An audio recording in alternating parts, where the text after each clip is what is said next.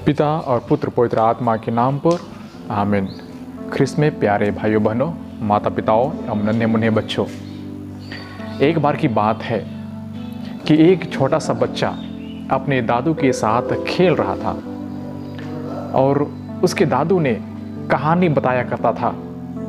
जैसे हम जानते हैं कि हमारे घर परिवार में हमारे अपने दादू या दादी जो होते हैं वे कहानियाँ सुनाया करते हैं। तो उसी प्रकार वे कई प्रकार के बहुत ही अच्छे कहानियों से अपने बच्चों को प्रोत्साहन करते थे।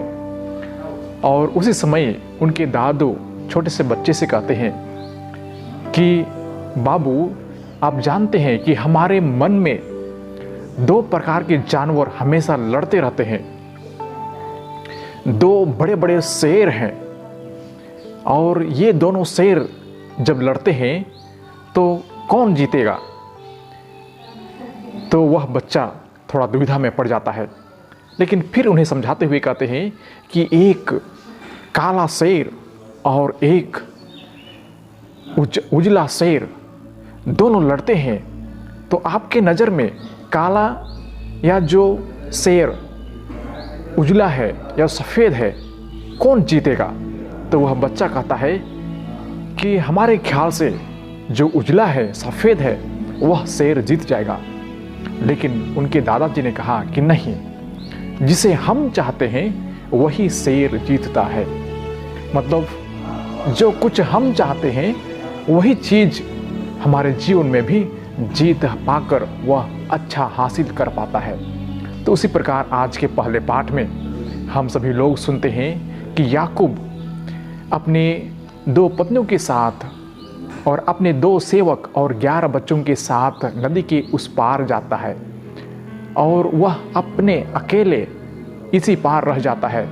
और वह शाम हो चुका था और उसी वक्त वह व्यक्ति दूसरे किसी मनुष्य के साथ उसका लड़ाई हो जाता है या कुश्ती हो जाता है।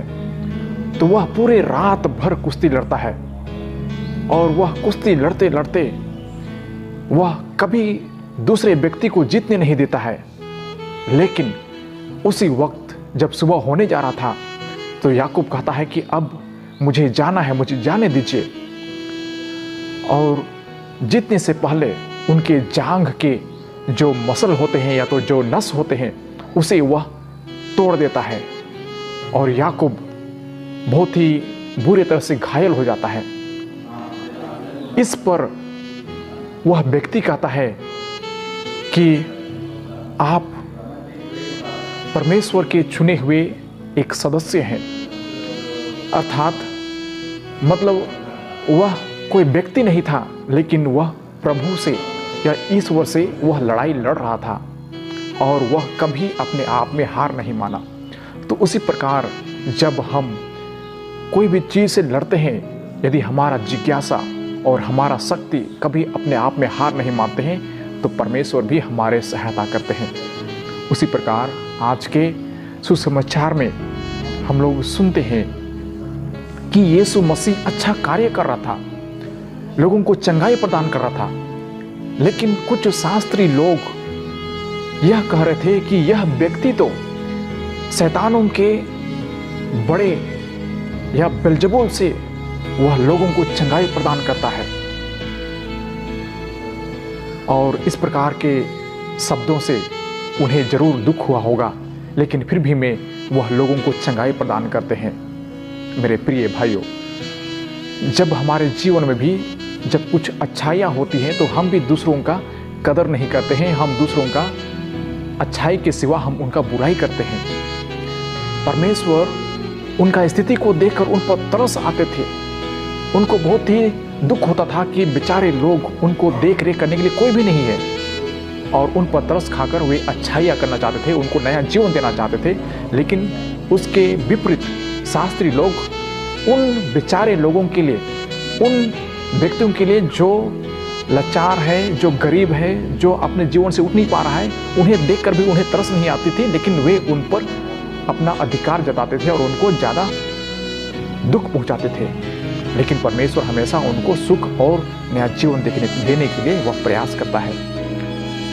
उसी प्रकार आगे हम देखते हैं कि प्रभु यीशु मसीह वहाँ से आगे बढ़ते हैं और लोगों को चंगाई प्रदान करते हैं। देखते हैं लोग बिना कोई चरवाहे के लोग बिखर गए हैं, उनको कोई राह दिखाने वाला नहीं है, इसलिए वे तरस खाकर कहते हैं कि ये बेचारे लोग बिना गडेरिया के ऐसे बिखर गए हैं, मुझे इन पर तरस आती है। इसलिए वे कहते हैं फसल तो बहुत है लेकिन मजदूर थोड़े हैं। इसलिए हम सभी लोगों को प्रभु परमेश्वर से प्रार्थना करने की आवश्यकता है कि वह ज़्यादा से ज़्यादा लोगों को हमारे समाज में भेजे, ज़्यादा से ज़्यादा मजदूर भेजे, जिसे हम कटनी अच्छी तरह से कर सकते हैं। आज यदि हम अपने समाज में देखें तो हमारे समाज में कितने अच्छे लोग हैं या कितने धर्म भाई बहनें हैं जो आज सच में आगे आकर लोगों की सेवा करने के लिए तत्पर हैं। बहुत कम लोग हैं।